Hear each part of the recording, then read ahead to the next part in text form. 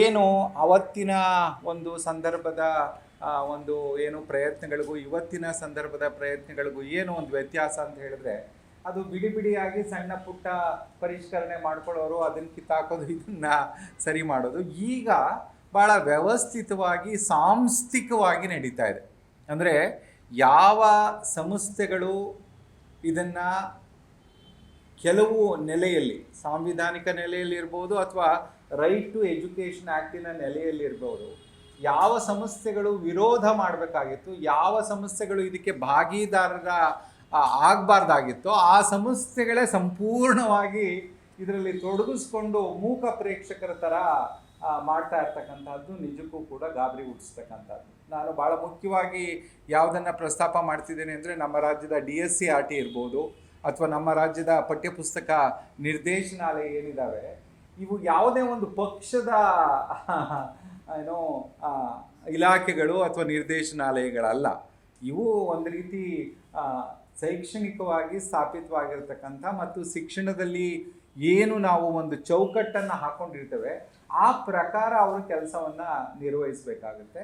ಆದರೆ ಏನು ದುರದೃಷ್ಟಕರ ಅಂತ ಹೇಳಿದ್ರೆ, ಅವರು ಸಂಪೂರ್ಣವಾಗಿ ಮೌನವಾಗಿ ಯಾರೋ ಮೂರನೆಯವರು, ಅಂದರೆ ಆ ಬಗ್ಗೆ ಯಾವುದೂ ತಿಳುವಳಿಕೆ ಇಲ್ಲದೆ ಇರತಕ್ಕಂಥವರು ಮತ್ತು ಆ ಬಗ್ಗೆ ಸಂವಿಧಾನ ಆಗಲಿ ಅಥವಾ ಶಿಕ್ಷಣ ಹಕ್ಕು ಕಾಯ್ದೆ ಆಗಲಿ ಏನನ್ನು ಹೇಳುತ್ತೆ ಅಂತಕ್ಕಂಥ ಕನಿಷ್ಠ ಜ್ಞಾನ ಇಲ್ಲದೆ ಇರೋರು ಕೂಡ ಈ ಸಂಪೂರ್ಣ ಪರಿಷ್ಕರಣೆಯ ಹೆಸರಲ್ಲಿ ಒಂದು ಪ್ರಹಸನವನ್ನು ನಡೆಸ್ತಾ ಇರ್ತಕ್ಕಂಥದ್ದು ನಿಜಕ್ಕೂ ಕೂಡ ಅಪಾಯಕಾರಿ ಅಂತಕ್ಕಂಥದ್ದು ನನ್ನ ಒಂದು ಮೊದಲ ಅಭಿಪ್ರಾಯ.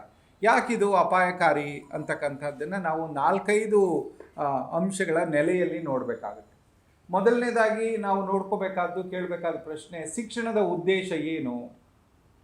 ಶಿಕ್ಷಣದ ಮೂಲ ಉದ್ದೇಶ ಏನಾಗಿರಬೇಕು? ಯಾವ ಮೌಲ್ಯಗಳನ್ನು ನಾವು ಮಕ್ಕಳಿಗೆ ಕಟ್ಕೊಡ್ಬೇಕು ಮತ್ತು ಆ ಮೌಲ್ಯಗಳನ್ನ ಎಲ್ಲಿಂದ ನಾವು ತೆಗೆದುಕೊಳ್ತೇವೆ, ಎಲ್ಲಿಂದ ಎರವಲು ಪಡಿತೇವೆ, ಮತ್ತು ಅದಕ್ಕೆ ಏನು ಒಂದು ವೈಜ್ಞಾನಿಕತೆ ಆಗಲಿ, ವೈಚಾರಿಕತೆ ಆಗಲಿ ಅಥವಾ ಒಂದು ವಸ್ತುನಿಷ್ಠತೆ ಆಗಲಿ, ಹೇಗೆ ಅದನ್ನು ನಾವು ಕಂಡುಕೊಳ್ತೇವೆ ಅನ್ನೋದು ಭಾಳ ಮುಖ್ಯ. ಯಾಕೆಂದರೆ ಶಿಕ್ಷಣದಲ್ಲಿ ಏನೇ ಅದೊಂದು ವ್ಯವಸ್ಥಿತವಾಗಿ ನಾವು ಮಕ್ಕಳಿಗೆ ಕಟ್ಕೊಡ್ತಕ್ಕಂಥದ್ದು, ಒಂದು ಶಾಲೆಯ ಚೌಕಟ್ಟಲ್ಲಿ ಕಟ್ಕೊಡ್ತಕ್ಕಂಥದ್ದು, ಶಾಲೆ ಹೇಗಿರಬೇಕು ಅನ್ನೋದನ್ನು ನಾವು ಕಾನೂನಲ್ಲಿ ಡಿಫೈನ್ ಮಾಡಿದ್ದೇವೆ. ರೈಟ್ ಟು ಎಜುಕೇಷನ್ ಆ್ಯಕ್ಟಲ್ಲಿ ಸ್ಕೂಲ್ ಅಂದರೆ ಏನು ಅನ್ನೋದನ್ನೇ ಡಿಫೈನ್ ಮಾಡಿದ್ದೇವೆ.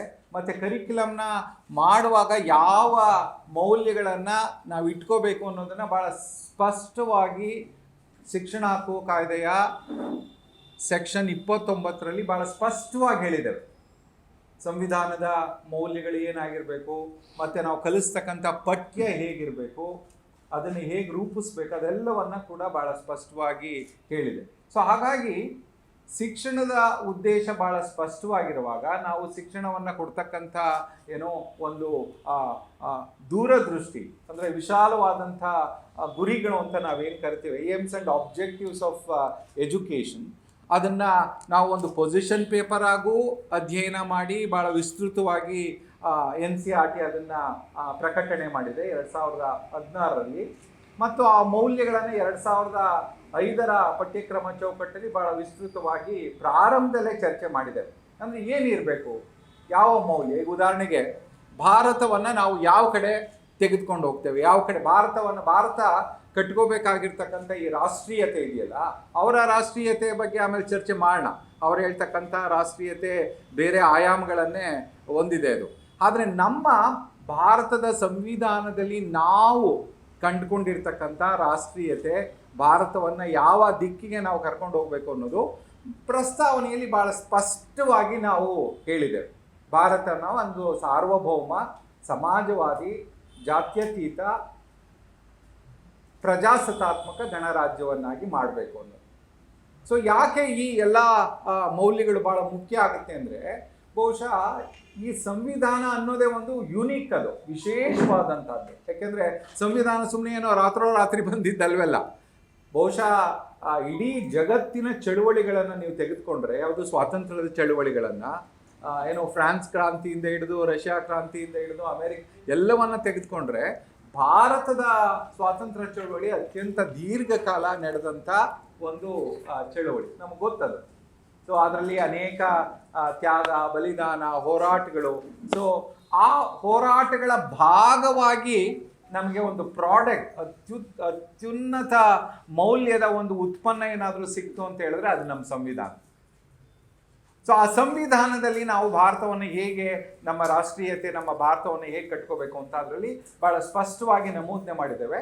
ಮತ್ತು ಆ 5 ಪದಗಳು ನಾನು ಏನು ಹೇಳಿದ್ನಲ್ಲ, ಆ 5 ಪದಗಳ ಮುಂದುವರೆದ ವ್ಯಾಖ್ಯಾನಗಳು ಸಂವಿಧಾನದ ಬೇರೆ ಬೇರೆ ಭಾಗಗಳಲ್ಲಿದ್ದಾವೆ. ಫಂಡಮೆಂಟಲ್ ರೈಟ್ ಇರ್ಬೋದು, ರಾಜ್ಯ ನಿರ್ದೇಶಕ ತತ್ವ ಇರ್ಬೋದು. ಅನೇಕ ಜನ ಸಾಮಾನ್ಯವಾಗಿ ಪ್ರಶ್ನೆ ಏನು ಕೇಳ್ತಾರೆ ಅಂದರೆ, ಸಮಾಜವಾದಿ ಅಂತ ಹೇಳ್ಕೊಂಡಿದ್ದೀರಿ, ಎಲ್ಲಿದೆ ಸಮಾಜವಾದಿ ಸಂವಿಧಾನದಲ್ಲಿ ಅಂತ ಕೇಳ್ತಾರೆ. ಬಹುಶಃ ನಾವು ನೋಡಬೇಕು, ಆರ್ಟಿಕಲ್ 39 ನೀವು ನೋಡಿದ್ರೆ ಸಮಾಜವಾದಿಯ ಎಲ್ಲ ಮೂಲ ಗುಣಗಳು, ಸಂಪತ್ತು ಹೇಗೆ ಹಂಚಿಕೆ ಆಗಬೇಕು, ಈ ಒಂದು ಸಂಪನ್ಮೂಲಗಳೇನಿದೆ ಅದು ಸಾಮುದಾಯಿಕ ಒಡೆತನದಲ್ಲಿರಬೇಕು, ಆಮೇಲೆ ಸಮಾನ ವೇತನಕ್ಕೆ, ಸಮಾನ ಕೆಲಸಕ್ಕೆ ಸಮಾನ ವೇತನ ಸಿಗಬೇಕು, ಮಕ್ಕಳನ್ನು ನಾವು ಹೇಗೆ ಬೆಳೆಸಬೇಕು, ಇವೆಲ್ಲವೂ ಕೂಡ ಆ ಮೌಲ್ಯಗಳು ಅಲ್ಲಿದ್ದಾವೆ. ಸೊ ಭಾಳ ವಿಸ್ತರಣೆಗೆ ಹೋಗದೆ, ಸೊ ಭಾಳ ಸ್ಪಷ್ಟತೆ ಇದೆ ರಾಷ್ಟ್ರೀಯತೆಯ. ಇದನ್ನು ಅನೇಕ ಸಂಶೋಧನಾಕಾರರು ಭಾಳಷ್ಟು ದೀರ್ಘಕಾಲ ಸಂಶೋಧನೆ ಮಾಡಿ, ಸೊ ನಾವು ಇತಿಹಾಸದ ಪುಸ್ತಕಗಳನ್ನು ಬರೆಯುವಾಗ ಅಥವಾ ಇತಿಹಾಸದ ಪಠ್ಯವನ್ನು ರಚನೆ ಮಾಡುವಾಗ ಯಾವ ಮೌಲ್ಯಗಳನ್ನು ಪ್ರತಿನಿಧಿಸಬೇಕು ಅಂತ ಸುಮಾರು 50-60 ವರ್ಷಗಳ ಸಂಶೋಧನೆ ಅದು. ಆಮೇಲೆ ಅವ್ರ ಮೇಲಿರೋ ಒಂದು ಆರೋಪ ಏನಂದರೆ ಅವರೆಲ್ಲ ಎಡಪಂಥೀಯರು. ಈಗ ನೋಡಿ, ನೀವು ಯಾರನ್ನಾದ್ರೂ ಹೆಸರು ತಗೊಳ್ಳಿ, ರೋಮಿಲಾ ಥಾಪರ್ ಇರ್ಬೋದು, ಬಿಪಿನ್ ಚಂದ್ರ ಇರ್ಬೋದು, ಶರ್ಮಾ ಇರ್ಬೋದು, ನೀಲ್ಕಂಠ್ ಶಾಸ್ತ್ರಿ ಇರ್ಬೋದು, ಪೊದ್ದಾರ್ ಇರ್ಬೋದು, ಹಬೀಬ್ ಇರ್ಬೋದು, ಇವ್ರು ಯಾರೂ ಕಮ್ಯುನಿಸ್ಟ್ರು ಅಲ್ಲ. ಅವ್ರು ಹೇಳ್ತಿರೋದು ಹಸಿ ಸುಳ್ಳು.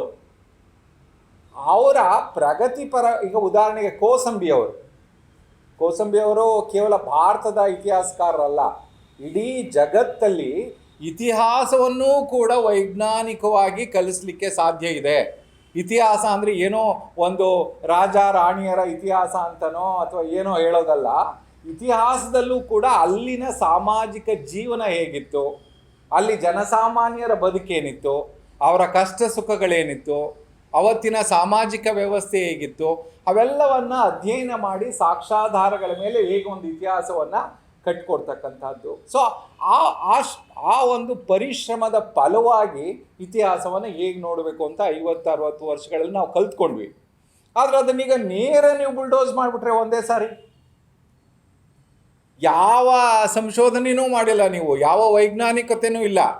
ಈಗ ಅವ್ರ್ಯಾರು ಪಠ್ಯಕ್ರಮದ ಅಧ್ಯಕ್ಷರಿದ್ದಾರಲ್ಲ, ಅವ್ರು ಎಷ್ಟು ಇತಿಹಾಸದಲ್ಲಿ ಸಂಶೋಧನೆ ಮಾಡಿದ್ದಾರೆ ನನಗಂತೂ ಗೊತ್ತಿಲ್ಲ. ಅವ್ರ ಹೆಸರನ್ನು ಇಲ್ಲಿವರೆಗೂ ಅವರ ಪಠ್ಯಕ್ರಮದ ಸಮಿತಿಯ ಅಧ್ಯಕ್ಷರಾಗೋವರೆಗೂ ನಾನು ಒಬ್ಬ ಶೈಕ್ಷಣಿಕ ವಲಯದಲ್ಲಿ ಸುಮಾರು 40-45 ವರ್ಷ ಕೆಲಸ ಮಾಡಿ ಅವ್ರ ಹೆಸರು ಕೇಳಿರಲಿಲ್ಲ. ಅವ್ರ ಹೆಸರನ್ನು ಯಾವತ್ತೂ ಕೇಳಿಲ್ಲ ನಾನು. ಸೊ ಏನು ಸಂಶೋಧನೆ ಮಾಡಿದ್ದಾರೆ, ಏನು ಇತಿಹಾಸದಲ್ಲಿ ಸಂಶೋಧನೆ ಮಾಡಿದ್ದಾರೆ, ಎಷ್ಟು ಪುಸ್ತಕಗಳನ್ನು ಪ್ರಕಟಣೆ ಮಾಡಿದ್ದಾರೆ, ಅಥವಾ ಯಾವುದಾದ್ರೂ ಕರ್ನಾಟಕದ ಇತಿಹಾಸಕ್ಕೆ ಸಂಬಂಧಪಟ್ಟಂತೆ ಪುರಾವೆಗಳನ್ನು ಇಟ್ಕೊಂಡು ವ್ಯಾಖ್ಯಾನ ಮಾಡಿದ್ದಾರಾ? ಸೊ ಇಲ್ಲಿ ಏನಾಗುತ್ತೆ, ಭಾಳ ಮುಖ್ಯವಾಗಿ ಯಾರ್ಯಾರೋ ಒಂದು ಪಠ್ಯಕ್ರಮ ಪರಿಷ್ಕರಣೆ, ಪಠ್ಯಕ್ರಮ ಚೌಕಟ್ಟನ್ನು ತಯಾರು ಮಾಡಲಿಕ್ಕೆ ಆಗಲ್ಲ. ಅದಕ್ಕೊಂದು ಶಾಲೆನೇ ಒಂದು ವ್ಯವಸ್ಥಿತವಾದ ಜ್ಞಾನವನ್ನು ಕಟ್ಕೊಡ್ತಕ್ಕಂಥ ಸಂಸ್ಥೆ ಅಂತ ಗುರುತಿಸಿದ್ಮೇಲೆ ಅಲ್ಲಿ ಕಟ್ಕೊಡ್ತಕ್ಕಂಥ ಜ್ಞಾನ ಭಾಳ ವ್ಯವಸ್ಥಿತವಾಗಿರಬೇಕು, ವೈಜ್ಞಾನಿಕವಾಗಿರಬೇಕು, ಮತ್ತು ನಮ್ಮ ಸಂವಿಧಾನದ ಮೌಲ್ಯಗಳಿಗೆ ಅನುಗುಣವಾಗಿರಬೇಕು. ಯಾಕಂದರೆ ಕೊನೆಗೆ ನಾವು ಅನುಸರಿಸಬೇಕಾದ್ದು ಭಾರತದ ಸಂವಿಧಾನ. ಭಾರತದ ಸಂವಿಧಾನಕ್ಕಿಂತ ನನಗೆ ಯಾವುದು ದೊಡ್ಡದಿಲ್ಲ. ಸೊ ಹಾಗಾಗಿ ಅದನ್ನು ನೋಡಿದ್ರೆ ಎಲ್ಲೋ ಒಂದು ಕಡೆ ಅವರು ಮಾಡ್ತಿರ್ತಕ್ಕಂಥ ಕೆಲಸ ಒಂಥರ ಈ ಕೋಳಿ ಕೆದಕುತ್ತಲ್ಲ. ಈಗ ನೋಡಿ, 183 ಪಾಠಗಳಿದ್ದಾವೆ 1ರಿಂದ 10ನೇ ತರಗತಿನಲ್ಲಿ, ಭಾಷೆನಲ್ಲಿ ಮತ್ತು ಸಮಾಜ ಪರಿಚಯದಲ್ಲಿ. ಸುಮಾರು 37 ಪಾಠನ ಟಿಂಕರ್ ಮಾಡಿದ್ದಾರೆ ಅವರು.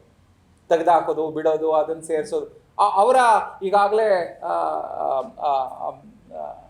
ಇವರು ಹೇಳ್ದಂಗೆ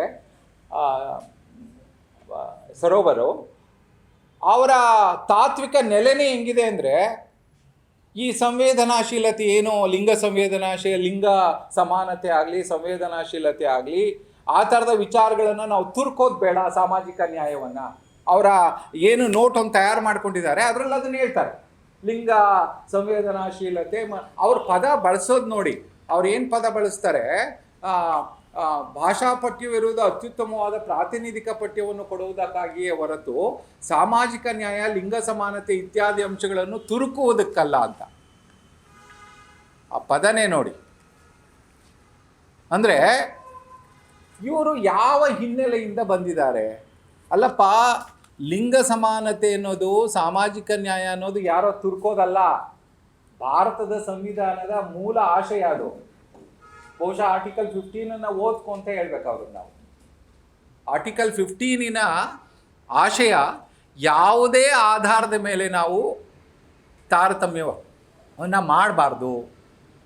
ಆಮೇಲೆ ಸಾಮಾಜಿಕ ನ್ಯಾಯವನ್ನು ನೀವು ಬೇರೆ ರೀತಿಯಲ್ಲಿ ನೋಡಲಿ. ಭಾರತದ ಸಂವಿಧಾನ ನಿಂತಿರೋದೇ ಸಾಮಾಜಿಕ ನ್ಯಾಯದ ನೆಲೆಯಲ್ಲಿ.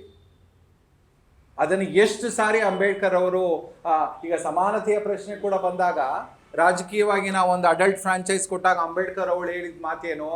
ರಾಜಕೀಯ ಸಮಾನತೆ ತಂದ್ಬಿಟ್ರೆ ಸಾಮಾಜಿಕ ಮತ್ತು ಆರ್ಥಿಕ ಸಮಾನತೆ ಬರಲ್ಲ. ಒಂದು ಓಟ್ ಕೊಟ್ಬಿಟ್ಟು ಎಲ್ಲರೂ ಸಮಾನರು ಅಂದ್ಬಿಟ್ರೆ ಆ ದೇಶ ಸಮಾನತೆ ಬಂದ್ಬಿಡಲ್ಲ. ಸೊ ಆ ರಾಜಕೀಯ ಒಂದು ಸಮಾನತೆಯ ಪರಿಕಲ್ಪನೆ, ಸಾಮಾಜಿಕ ನ್ಯಾಯದ ಪರಿಕಲ್ಪನೆ ನಮ್ಮ ಸಂವಿಧಾನದ ಜೀವಾಳ. ಅದನ್ನೇ ತುರ್ಕೋದು ಅಂತ ಈತನ ಮನಸ್ಥಿತಿ ಇದೆ ಅಂತ ಹೇಳಿದ್ರೆ, ಈತ ಬಹುಶಃ ಏನು ಇವರ ಹೃದಯದಲ್ಲಿ ಏನಿದೆ ಅನ್ನೋದು ಭಾಳ ಸ್ಪಷ್ಟವಾಗಿ ಗೊತ್ತಾಗ್ಬಿಡುತ್ತೆ. ಹಾಗಾಗಿ ಒಂದು ಭಾಳ ಮುಖ್ಯವಾಗಿ ಇವತ್ತು ನಾವು ಯಾವ ಕಾಲಘಟ್ಟದಲ್ಲಿ ಇದ್ದೇವೆ ಅಂದರೆ, ಸಣ್ಣ ಸಣ್ಣ ಬಿಡಿ ಬಿಡಿಯಾಗಿ ನೆಲೆಸ್ತಿದ್ದ ಕೆಲಸಗಳು ಈಗ ಸಾಂಸ್ಥಿಕವಾಗಿ ಭಾಳ ದೊಡ್ಡ ರೀತಿಯಲ್ಲಿ ಅವ್ರದ್ದೇ ಸರ್ಕಾರಗಳು ಬಂದು, ಈಗ ನೋಡಿ, ಇಡೀ ಪ್ರಕ್ರಿಯೆಯಲ್ಲಿ ಎಲ್ಲಾದರೂ ಪಾರದರ್ಶಕತೆ ಇತ್ತಾ? ಈಗ ಬಿಟ್ಬಿಡಿ, ನಾನು ಏನೋ ಭಾಳ ಪ್ರೋಗ್ರೆಸಿವ್ ಹಾಗೆ ಹೀಗೆ ನನ್ನ ಬಿಟ್ಬಿಡಿ. ನೀವು ಯಾರನ್ನ ದಾರಿಲಿ ಹೋಗೋರನ್ನ ಕೇಳಿ, ಏನಪ್ಪ ನಿನ್ನ ಬಗ್ಗೆ ಏನಾನ ಒಂದು ತೀರ್ಮಾನ ತಗೋಬೇಕಾದ್ರೆ ಏನು ಕ್ರಮ ನಾನು ಅನುಸರಿಸ್ಬೇಕು ಅಂದರೆ, ಅವ್ನು ಮೊದಲು ಅವ್ನು ಹೇಳ್ತಕ್ಕಂಥದ್ದು, ನಿನ್ನ ಬಗ್ಗೆ ಏನೇ ನಾನು ಹೇಳ್ಬೇಕಾದ್ರೂ ಮೊದಲು ನಿನ್ನ ಕೇಳಿ ಏನು ಹೇಗೆ ಅಂತ, ಆಮೇಲೆ ನಾನು ಇದು ಮಾಡಬೇಕು ಅಂತ. ಸೊ ಈ ಪಠ್ಯಕ್ರಮಗಳು ಸರಿ ಇಲ್ಲ ಅಂದಿದ್ರೆ ಏನು ಮಾಡಬೇಕಾಗಿತ್ತು ನೀವು? ಆ ಪಠ್ಯಕ್ರಮ ಯಾರು ಬರೆದಿದ್ದಾರೆ, ಯಾವ ಆಥರ್ಸ್ ಆ ಪಠ್ಯಕ್ರಮ ಬರೆದಿದ್ದಾರೆ, ಕನಿಷ್ಠ ಅವ್ರನ್ನ ಕೇಳಬೇಕಲ್ವ ನೀವು ಪ್ರಜಾಸತ್ತಾತ್ಮಕವಾಗಿ. ಅಂದರೆ ಯಾವ ಆಧಾರಗಳನ್ನು ಇಟ್ಕೊಂಡು ಈ ಪಠ್ಯಕ್ರಮ ಬರೆದಿದ್ದೀರಿ, ಯಾಕೆ ಈ ಪಾಠವನ್ನು ಬರೆದಿದ್ದೀರಿ? ಈಗ ಭಗತ್ ಸಿಂಗ್ ಅವ್ರ ಪಾಠವನ್ನು ಯಾರೋ ಡಾಕ್ಟರ್ ಜಿ ರಾಮಕೃಷ್ಣ ಅಂತ ಬರೆದಿದ್ದಾರೆ ಅಲ್ವಾ? ಆ ಡಾಕ್ಟರ್ ಜಿ ರಾಮಕೃಷ್ಣನ್ ಕರೆದು, ಈ ಪಠ್ಯಕ್ರಮ ಸಮಿತಿ ಅವ್ರನ್ನ ಕರೆದು, ಅಲ್ಲಪ್ಪ ನೀನು ಆ ರಾಮಕೃಷ್ಣನ ಪಾಠ ಬರ್ದ್ಯಾ, ಏನೋ ಭಗತ್ ಸಿಂಗ್ ಪಾಠ ಬರ್ದಿದ್ಯಾ, ಅವನ್ನ ಕ್ರಾಂತಿಕಾರಿ ಹಂಗೆ ಹಿಂಗೆ ಏನೇನೋ ಹೇಳ್ತೀಯಾ, ಏನು ಆಧಾರ ನೀನು ಅದನ್ನ ಹೇಳಲಿಕ್ಕೆ ಅಂತ ಕೇಳಬೇಕಲ್ವ ಆ ರಾಮಕೃಷ್ಣನ. ಸೊ ಅದು ಅಂದರೆ ಕನಿಷ್ಠ ಪ್ರಜಾಸತ್ತಾತ್ಮಕ ಕ್ರಮದಲ್ಲಿ ಇವರಿಗೆ ನಂಬಿಕೆ ಇಲ್ಲ, ಕನಿಷ್ಠ. ಈಗ ಭಾರತದ ಸಂವಿಧಾನ ಆಗಲಿ ಬೇರೆ ಎಲ್ಲವೂ ಕೂಡ ಹೇಳೋದು ಒಂದು ಸಹಜ ನ್ಯಾಯ ಧರ್ಮ ಇದೆ.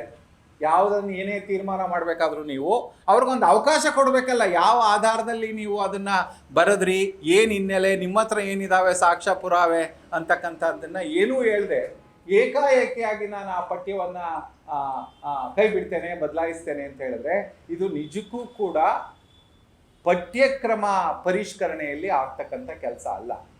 ಆಮೇಲೆ ಭಾಳ ಮುಖ್ಯವಾಗಿ ಅವರು ಪದೇ ಪದೇ ಹೇಳ್ತಿರೋದೇನೆಂದರೆ, ನಾವು ಹೊಸ ಶಿಕ್ಷಣ ನೀತಿಯನ್ನು ತಂದಿದ್ದೇವೆ, 2020 ರಾಷ್ಟ್ರೀಯ ಶಿಕ್ಷಣ ನೀತಿ. ಅದನ್ನು ತಂದಿದ್ದೇ ಭಾಳ ಮೋಸ. ಯಾಕೆಂದರೆ ಭಾರತದ ಒಂದು ಪರಂಪರೆ ಏನಂದರೆ, ಇಲ್ಲಿವರೆಗೆ ಯಾವುದೇ ಹೊಸ ಶಿಕ್ಷಣ ನೀತಿಗಳೇನು ಬಂತಲ್ಲ, ರಾಷ್ಟ್ರೀಯ ಶಿಕ್ಷಣ ನೀತಿ 68, 86, 92, 2005 ಪಠ್ಯಕ್ರಮ ಚೌಕಟ್ಟು, ಅದೆಲ್ಲ ಹೇಗೆ ಬಂತು ಅಂದರೆ, ಅವೆಲ್ಲ ಸಾಕಷ್ಟು ಸಂವಿಧಾನದಲ್ಲಿ ಚರ್ಚೆ ಆಗಿ, ಸಂಸತ್ತಲ್ಲಿ ಚರ್ಚೆ ಆಗಿ, ಅದಾದ ನಂತರ ನಮ್ಮದೊಂದು ಕೇಬ್ ಅಂತ ಬೋರ್ಡ್ ಇದೆ, ಎಲ್ಲ ರಾಜ್ಯಗಳ ಸಚಿವರು ಪ್ರತಿನಿಧಿಗಳು ಅದರಲ್ಲಿ ಇರ್ತಾರೆ. ಅದರಲ್ಲಿ ಸಾಕಷ್ಟು ಚರ್ಚೆ ಆದಮೇಲೆ ಅವು ಜಾರಿಗೆ ಬರೋದು. ನೀವು ಜುಲೈ 29ಕ್ಕೆ ರಾತ್ರಿ ಕ್ಯಾಬಿನೆಟ್ಟಲ್ಲಿ ಪಾಸ್ ಮಾಡಿ ತಂದ್ರಿ, ಹಾಳಾಗೋಗ್ಲಿ. ಅದನ್ನೀಗ ಆಧಾರವಾಗಿ ಇಟ್ಕೊಂಡಿದ್ದೀರಲ್ಲ, ಸೊ ಅದನ್ನು ಆಧಾರವಾಗಿ ಇಟ್ಕೊಂಡು ನೀವು ಪಠ್ಯಪುಸ್ತಕ ಬದಲಾಯಿಸೋದಾದರೆ ಮೊದಲು ಕರಿಕ್ಯುಲಮ್ ಫ್ರೇಮ್ವರ್ಕ್ ಮಾಡ್ತಿದ್ದೀರಲ್ಲ, ಅದು ಮುಗಿಲಿರಿ. ಅದು ಮುಗಿದ ಮೇಲೆ ಸಂಸತ್ತಿಗೆ ತೊಗೊಂಡೋಗಿ ಆ ಪಠ್ಯಕ್ರಮವನ್ನು, ಕೇಬಲ್ ಚರ್ಚೆ ಆಗಲಿ ಅದು ಪಠ್ಯಕ್ರಮ. ಅದಕ್ಕಿಂತ ಯಾಕೆ ಇಷ್ಟ ಅವಸರ? ಈಗಿರ್ತಕ್ಕಂಥ ಎಲ್ಲ ಪಠ್ಯಕ್ರಮಗಳೇನಿದ್ದಾವೆ ಅವು 2005 ಪಠ್ಯಕ್ರಮದ ಆಧಾರದ ಮೇಲೆ ರೂಪಿತವಾಗಿರ್ತಕ್ಕಂಥ, ಅಂದರೆ ಒಂದು ರ್ಯಾಷನಲ್ ಇದೆ, ಅದಕ್ಕೊಂದು ತಳಹದಿ ಇದೆ, ವೈಜ್ಞಾನಿಕತೆ ಇದೆ, ಅವೆಲ್ಲ ಆ ಆಧಾರದ ಮೇಲೆ ರೂಪಿತವಾಗಿರ್ತಕ್ಕಂಥವು. ಸೊ ಅದನ್ನು ಯಾಕೆ ಏಕಾಏಕಿ ಬದಲಾಯಿಸ್ತೀರಿ? ನಿಮ್ಮ ಹತ್ರ ಪಠ್ಯಕ್ರಮ ಚೌಕಟ್ಟು ಎಲ್ಲಿದೆ? ಆಧಾರನೇ ಇಲ್ಲ. ಯಾವ ಆಧಾರನೂ ಇಲ್ಲದೆ ಕೇವಲ ಪಠ್ಯಕ್ರಮವನ್ನು ಬದಲಾಯಿಸ್ತೀವಿ, ನಾವು ಪರಿಷ್ಕರಣೆ ಮಾಡ್ತೇವೆ, ಪರಿಷ್ಕರಣೆ ಮಾಡುವಾಗ ಈ ರೀತಿ ಲಿಂಗ ಸಂವೇದನೆ ಮತ್ತು ಸಾಮಾಜಿಕ ನ್ಯಾಯವನ್ನು ತುರ್ಕಲ್ಲ ನಾವು ಅಂತ ಹೇಳಿದ್ರೆ, ಅಂದರೆ ಈಗ ಅವರು ಆ ಹೆಡ್ಗೇವಾರ್ ಅಂತ ಒಂದು ಪಾಠ ಸೇರಿಸವ್ರಲ್ಲ, ಹಾಗೆ ಅವರವರು ಯಾರಿಗೆ ಗೊತ್ತಿಲ್ಲ ಅವರ ಯಾವುದನ್ನು ಪ್ರತಿಪಾದಿಸ್ತಾರೆ ಅಂತ ನಮಗೆ ಗೊತ್ತಿಲ್ವಾ? ನಾವು ಅವ್ರಿಗೆ ಕೇಳೋದೇನೆಂದರೆ, ಈಗ ನೀವು ನಿಜವಾಗಲೂ ನಿಮ್ಮ ಒಳಮನಸ್ಸಲ್ಲಿ ಹಿಂದುತ್ವ ರಾಷ್ಟ್ರ ಕಟ್ಟೋ ಇದಿದ್ರೆ ಸಂವಿಧಾನ ಬದಲಾಯಿಸಿ, ಮೊದಲು ಸೆಕ್ಯುಲರ್ ಸಮಾಜವಾದಿ ಪದ ತೆಗೆದುಬಿಟ್ಟು ಹಾಕಿ ಅಲ್ಲಿ ನೋಡೋಣ. ಸೊ ಅಂದರೆ ಏನು ನಡೀತಾ ಇದೆ ಇಲ್ಲಿ ಅಂತ ಹೇಳಿದ್ರೆ, ನಾನು ಏನು ಬೇಕಾದರೂ ಮಾಡ್ಬೋದು, ಏನು ಬೇಕಾದ. ಅನ್ಫಾರ್ಚುನೇಟ್ ಏನಂದರೆ DSCRT ಆಗಲಿ ಅಥವಾ ಟೆಕ್ಸ್ಟ್ ಬುಕ್ ನಿರ್ದೇಶನದಲ್ಲಿ ಒಬ್ಬ ಅಧಿಕಾರಿ ಕೂಡ ನೀವು ಮಾಡ್ತಿರೋದು ಸಂವಿಧಾನ ವಿರೋಧಿ, ಶಿಕ್ಷಣ ಹಕ್ಕು ಕಾಯ್ದೆ ವಿರೋಧ ಅಂತ ಹೇಳಿಲ್ಲ. ಸಂವಿಧಾನನೂ ಬಿಟ್ಬಿಡೋಣ, ಅವ್ರಿಗೆ ಬಹುಶಃ ಅದನ್ನು ಅಷ್ಟು ವಿಸ್ತಾರವಾಗಿ ಅರ್ಥ ಮಾಡ್ಕೊಳ್ಳೋಕ್ಕಾಗಲ್ಲ. ಆದರೆ ಶಿಕ್ಷಣ ಹಕ್ಕು ಕಾಯ್ದೆನಲ್ಲಿ ಭಾಳ ಸ್ಪಷ್ಟವಾಗಿದೆ ಈ ವಿಷಯಕ್ಕೆ ಸಂಬಂಧಪಟ್ಟಂತೆ. ಕರಿಕ್ಯುಲಮನ್ನು, ಪಠ್ಯಕ್ರಮವನ್ನು ಹೇಗೆ ರಚನೆ ಮಾಡಬೇಕು ಅಂತ ಸ್ಪಷ್ಟವಾಗಿ ಬರೆದಿದ್ದಾರೆ ಸೆಕ್ಷನ್ 29 ಸೊ ಅದನ್ನು ಕೂಡ ಅವರು ವಿರೋಧ ಮಾಡ್ತಾ ಇಲ್ಲ ಅಂತ ಹೇಳಿದ್ರೆ, ಸಾಂಸ್ಥಿಕವಾಗಿ ಸಂಪೂರ್ಣವಾಗಿ ಇವರು ಮೇಲ್ಗೈಯನ್ನು ಸಾಧಿಸಿದ್ದಾರೆ. ಸೊ ಇದು ಹೆಚ್ಚು ಅಪಾಯಕಾರಿ. ಸಣ್ಣ ಪುಟ್ಟ ಏನೋ ಒಂದು ಮಾಡ್ಕೊಂಡು ಹೋಗ್ತಾ ಇದ್ರು, ಅದು ಬೇರೆ ವಿಚಾರ ಇತ್ತು. ಆದರೆ ಈಗ ಅವರು ಸಾಂಸ್ಥಿಕವಾಗಿ ಇದನ್ನು ನೆಲೆಗೊಳಿಸ್ಲಿಕ್ಕೆ ಹೊರಟಿರ್ತಕ್ಕಂಥದ್ದು, ಕಳೆದ 60 ವರ್ಷಗಳಲ್ಲಿ ನಾವು ಏನು ಒಂದು ವೈಜ್ಞಾನಿಕ ಮನೋಧರ್ಮ, ಒಂದು ವಸ್ತುನಿಷ್ಠತೆಯ ಆಧಾರದ ಮೇಲೆ ಇತಿಹಾಸವನ್ನು ಅರ್ಥ ಮಾಡ್ಕೊಳ್ತಕ್ಕಂಥದ್ದು, ಅದರ ಮೇಲೆ ನಾವು ಹೊಸ ಇತಿಹಾಸವನ್ನು ಸೃಷ್ಟಿ ಮಾಡಬೇಕು ಅಂತಕ್ಕಂಥದ್ದು, ಆ ಮಕ್ಕಳು ಹೊಸ ಬಗೆಯ ಜ್ಞಾನವನ್ನು ಒಂದು ಕನ್ಸ್ಟ್ರಕ್ಟಿವ್ ರಚನಾವಾದದ ನೆಲೆಯಲ್ಲಿ ಜ್ಞಾನವನ್ನು ಕಟ್ಕೊಳ್ಳಿಕ್ಕೆ ಏನೆಲ್ಲ ಪ್ರಯತ್ನಗಳಾಗಿತ್ತು, ಅದಷ್ಟನ್ನು ಕೂಡ 100 ವರ್ಷ ಹಿಂದೆ ತೆಗೆದುಕೊಂಡು ಹೋಗ್ತಕ್ಕಂಥ ಪ್ರಯತ್ನಗಳು. ಇದೆಲ್ಲಕ್ಕಿಂತ ಹೆಚ್ಚಾಗಿ ಇಡೀ ಸಂವಿಧಾನವನ್ನೇ ಗೌಣ ಮಾಡ್ತಕ್ಕಂಥ, ಇಡೀ ಸಂವಿಧಾನವನ್ನೇ ಗೌಣ ಮಾಡಿ ಕೇವಲ ಈಗ ನೋಡಿ, ಆ ಹೆಡ್ಗೇವಾರ್ ಪಾಠದಲ್ಲಿ ಏನು ತಪ್ಪು ಅಂತ ನಾಗೇಶ್ ಕೇಳಿದ್ದಾರೆ. ಹೆಡ್ಗೇವಾರ್ ಪಾಠದಲ್ಲಿ ಆ ಧ್ವಜ ನೀವು ಇಂಟ್ರೊಡ್ಯೂಸ್ ಮಾಡಿದ್ದೀರಲ್ಲ, ಏನು ಹೇಳ್ತಿದ್ದೀರಿ? ಯಾವುದು ಧ್ವಜ ಅದು? ಖಂಡಿತ ನಮ್ಮ ತ್ರಿವರ್ಣ ಧ್ವಜ ಅಲ್ಲ. ಯಾಕೆಂದರೆ ನೀವು ಸ್ವಾತಂತ್ರ್ಯ ಬಂದಾಗ ಇಲ್ಲಿವರೆಗೂ ಅದನ್ನು ಮನಪೂರ್ವಕವಾಗಿ ನೀವು ಯಾವತ್ತೂ ಅದನ್ನು ಆರಿಸಿಲ್ಲ. ಸೊ ಏನು ಹೇಳ್ತಿದ್ದೀರಿ? ಇನ್ನು ಭಾಳ ಸ್ಪಷ್ಟವಾಗಿದೆಯಲ್ಲ. ಅಥವಾ ಬೇರೆಯವರು ಬರೆದಿರ್ತಕ್ಕಂಥ ಪಾಠಗಳನ್ನು ನೋಡಿದ್ರೆ ಹೆಣ್ಣನ್ನು ನೋಡ್ತಕ್ಕಂಥ ದೃಷ್ಟಿಕೋನ ಇರ್ಬೋದು, ಇವೆಲ್ಲವನ್ನ ನೋಡಿದ್ರೆ ಭಾಳ ಸ್ಪಷ್ಟವಾಗಿ ಏನು ಅರ್ಥ ಆಗುತ್ತೆ ಅಂದರೆ, ಭಾಳ ಸ್ಪಷ್ಟವಾಗಿ ನೀವು ಪ್ರತಿನಿಧಿಸ್ತಾ ಇರ್ತಕ್ಕಂಥ ಯಾವುದೇ ಕಾಂಟೆಂಟು ಭಾರತದ ಸಂವಿಧಾನವನ್ನು ಮೌಲ್ಯಗಳನ್ನು ಪ್ರತಿನಿಧಿಸಲ್ಲ. ಅದಕ್ಕೆ ಸಂಪೂರ್ಣವಾಗಿ ತದ್ವಿರುದ್ಧವಾಗಿದೆ. ಅಂದರೆ ಒಂದು ಪಠ್ಯ ಪರಿಷ್ಕರಣೆ ಸಂವಿಧಾನದ ಮೌಲ್ಯಗಳಿಗೆ ವಿರುದ್ಧವಾಗಿ ನಡೀಲಿಕ್ಕೆ ಸಾಧ್ಯ ಇಲ್ಲ. ಅದು ತಾತ್ವಿಕವಾಗಿ ನಾವು ಒಪ್ಕೊಂಡಿರ್ತಕ್ಕಂಥದ್ದು. ಅನೇಕ ಇತಿಹಾಸಕಾರರು ಈ ರಾಷ್ಟ್ರೀಯತೆಯ ಕಲ್ಪನೆ ಬಂದಾಗ ಎರಡು ರಾಷ್ಟ್ರೀಯತೆಯ ಕಲ್ಪನೆ ಏನಿದೆ, ಒಂದು ರಾಷ್ಟ್ರೀಯತೆ ಕಲ್ಪನೆ ನಮಗೆ ಸ್ವಾತಂತ್ರ್ಯ ಚಳವಳಿಯ ಭಾಗವಾಗಿ ಬೆಳೆದು ಬಂದು ಸಂವಿಧಾನದಲ್ಲಿ ಸೇರಿ ಅದನ್ನು ನಾವು ಒಳ ಮಾಡಿಕೊಂಡು ಅದನ್ನು ನಾವು ಪಠ್ಯಪುಸ್ತಕಗಳಲ್ಲಿ ಮಾಡ್ತಾ ಇರ್ತಕ್ಕಂಥದ್ದು. ಇನ್ನೊಂದು ರಾಷ್ಟ್ರೀಯತೆಯ ಕಲ್ಪನೆ ಸ್ವಾತಂತ್ರ್ಯ ಚಳವಳಿಯಲ್ಲಿ ಏನೇನೋ ಕೊಡುಗೆಯನ್ನು ಕೊಡದೆ ಯಾವಾಗಲೂ ಕೂಡ ಒಂದು ರೀತಿ ಶರಣಾಗತಿಯ ಮನಸ್ಥಿತಿಯನ್ನು ಇಟ್ಕೊಂಡು ಇಡೀ ಸ್ವಾತಂತ್ರ್ಯ ಚಳವಳಿಯ ಒಂದು ರೀತಿ ಗೌಣಗೊಳಿಸ್ತಕ್ಕಂಥ ರೀತಿಯಲ್ಲಿ ಮಾಡಿಕೊಂಡು ಅದಾದ ನಂತರ ಅವ್ರ ಇತಿಹಾಸವನ್ನು ಒಂದು ವೈಜ್ಞಾನಿಕ ನೆಲೆಯಲ್ಲಿ ನಾವು ಏನು ಹೇಳ್ತೇವಲ್ಲ, ಪ್ರಾಚೀನ ಭಾರತ, ಮಧ್ಯ ಭಾರತ ಅಥವಾ ಮೆಡಿವಲ್ ಇಂಡಿಯಾ ಅಥವಾ ಆಧುನಿಕ ಭಾರತದ ಥರ ಡಿವೈಡ್ ಮಾಡಲ್ಲ ಅವರು. ಭಾರತ ಇದನ್ನು ಸನಾತನ ಭಾರತ, ಮುಸ್ಲಿಮರ ಭಾರತ, ಬ್ರಿಟಿಷ್ನವರ ಭಾರತ. ಸೊ ಅಭಿಭವರಾಗಲಿ ಬೇರೆಯವರಾಗಲಿ ಎಲ್ಲರೂ ಹೇಳಿದ್ದೇನೆಂದರೆ, ರೊಮಿಲಾ ಥಾಪರು ಈ ರೀತಿಯ ವರ್ಗೀಕರಣನೇ ಭಾಳ ಸಂವಿಧಾನ ವಿರೋಧಿ, ಅದನ್ನು ಅರ್ಥ ಮಾಡ್ಕೊಳ್ಳೋ ವಿಧಾನನೇ ತಪ್ಪಿದೆ ಅಂತ. ಸೊ ಹಾಗಾಗಿ ಆ ವಿಚಾರಗಳಿಗೆಲ್ಲ ಹೋಗೋದು ಬೇಡ ಈಗ. ಅಂದರೆ ಭಾಳ ಮುಖ್ಯವಾಗಿ ನಾವು ಎತ್ತಬೇಕಾದ ಪ್ರಶ್ನೆ ಏನಂದರೆ, ಈ ಪರಿಷ್ಕರಣೆಯ ಕೆಲಸ ಏನು ನಡೀತಿದೆಯಲ್ಲ, ಇದು ನಿಜವಾಗ್ಲೂ ಕೂಡ ಮಕ್ಕಳಿಗೆ ಒಂದು ಹೊಸ ಬಗೆಯ ಜ್ಞಾನವನ್ನು ಕಟ್ಕೊಡೋದಲ್ಲ. ಇದು ಈ ಪರಿಷ್ಕರಣೆ ಹಿಂದೆ ಇರ್ತಕ್ಕಂಥ ಭಾಳ ಸ್ಪಷ್ಟವಾದ ಅಜೆಂಡಾ ಏನಂತ ಹೇಳಿದ್ರೆ, ಇಡೀ ಪಠ್ಯ ಪುಸ್ತಕಗಳನ್ನು ಯಾವುದೋ ಒಂದು ಪಕ್ಷದ ಪ್ರಣಾಳಿಕೆಗಳನ್ನು ಮಾಡಬೇಕು.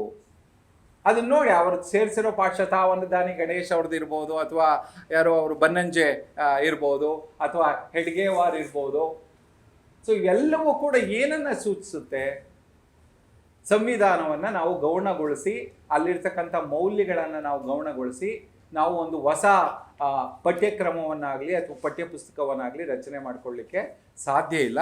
ಸೊ ಹಾಗಾಗಿ ಎಲ್ಲೋ ಒಂದು ಕಡೆ ಇದನ್ನು ನಾವು ಬಲವಾಗಿ ವಿರೋಧಿಸಬೇಕಾಗತ್ತೆ. ಯಾಕೆಂದರೆ ಅದಕ್ಕೆ ಇಲ್ಲಿವರೆಗೂ ಒಂದು ಸಂಪ್ರದಾಯ ನಡ್ಕೊಂಡ್ಬಂದಿದೆ. ಪಠ್ಯಕ್ರಮವನ್ನು ನಾವು ರಚನೆ ಮಾಡುವಾಗ ಪಠ್ಯಕ್ರಮದ ಚೌಕಟ್ಟನ್ನು ರಚನೆ ಮಾಡ್ಕೊಳ್ತೇವೆ, ಇಡೀ ದೇಶದಲ್ಲಿ ಅದು ಚರ್ಚೆ ಆಗುತ್ತೆ.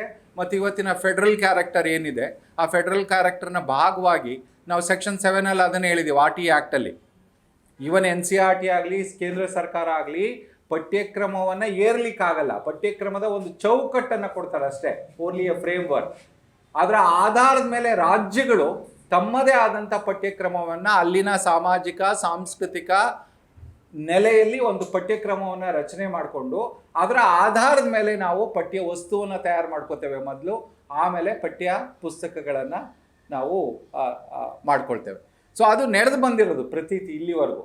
ಆದರೆ ಅದೆಲ್ಲವನ್ನ ಏನೋ ಸಂಪೂರ್ಣವಾಗಿ ಬದಿಗೊತ್ತಿ ನಾನು ಮೊನ್ನೆ ಅಧಿಕಾರಿಗಳನ್ನ ಕೇಳ್ತಿದ್ದೆ, ಹೋಗಲಿ ಅಲ್ಲಿ ಏನು ಚರ್ಚೆಗಳು ನಡೀತಿದೆ, ಏನಾಗ್ತಾ ಇದೆ ಅನ್ನೋದಾದರೂ ನಿಮ್ಗೆ ಗೊತ್ತಾ ಅಂದರೆ, ಇಲ್ಲ ಸರ್, ನಮ್ಮನ್ನು ಯಾರನ್ನೂ ಸೇರಿಸಲ್ಲ ಅವರು, ಆ ಸಮಿತಿ ಯಾರನ್ನೂ ನಮ್ಮನ್ನು ಒಳ ಮಾಡ್ಕೊಳ್ಳಲ್ಲ, ಅವ್ರಿಗೆ ಗೊತ್ತಿಲ್ಲ.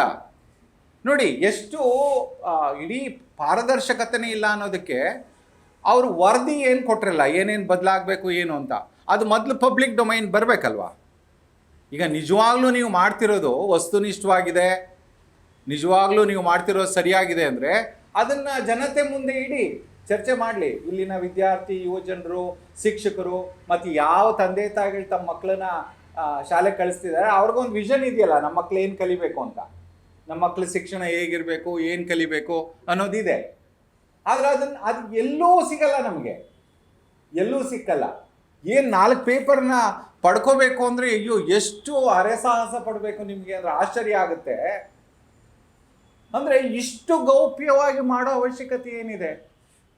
ಏನು ಇಷ್ಟು ಗೌಪ್ಯವಾಗಿ ಮಾಡಬೇಕಾ ಪರಿಷ್ಕರಣೆನ?